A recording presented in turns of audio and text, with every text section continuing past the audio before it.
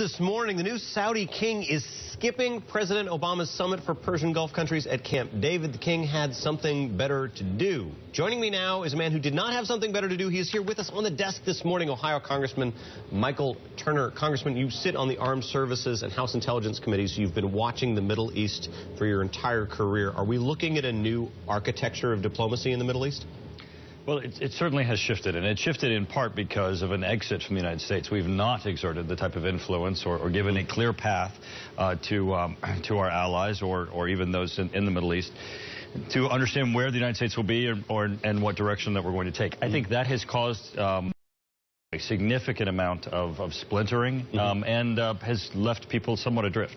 Are you encouraged at all by Saudis, undertaking their own airstrikes at the head of this coalition against the insurgency in Yemen, actually taking more responsibility for security in the region? Well, it's certainly good that people are engaged, but without a global strategy from the United States to address the issue of terrorism, you end up having these isolated one-offs, if you will, of conflicts. We really need a global strategy. We need a coordinated effort. The United States needs to lead, and we need to make it effective. Can that only come from the U.S.? Can strategy in the Middle East, does it have to come from the Potomac? Well, I think the United States has not only traditionally been the lead, but we certainly have the moral ground and standing to lead. We also understand with our significant military capability, what is occurring in the area, and have an ability to share intelligence and strategy that I think could make a difference. What I think is fascinating is you come from Ohio, and you're truly off the fields of Ohio and Ohio Northern in college. Have any of the Republican presidential candidates actually called you up and said, you're our Republican expert on so much of our foreign policy? They don't care about foreign policy, do they? That's not part of the campaign debate, is it? Well, it isn't now, but I think it's going to be, because when you look to the weakness that the United States is portraying, what we're putting forward, certainly the American public is talking about it. If you go in the streets of Main Street of USA, people are worried about not only the effects of ISIS, the diminishing influence of the United States, the threats of a new aggressive Russia. People are seeing that the United States needs to take a stronger role. Well, let's talk about Islamic State in the streets of America. I'm going to play you something that Homeland Security Secretary Jay Johnson said on ABC this week. When he was asked about the Islamic State, he said, we've encountered a new phase in how we combat global terrorism. Take a listen.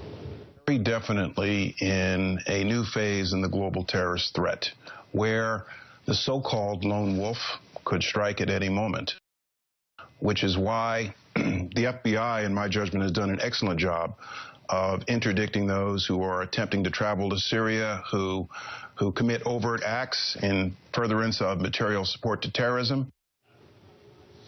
Congressman, are our domestic agencies on top of the lone wolf threat?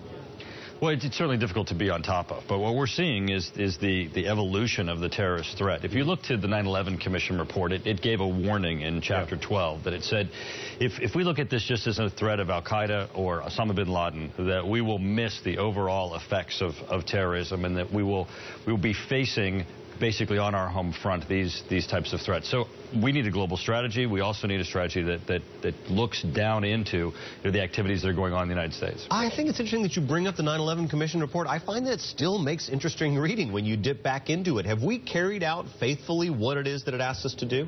No.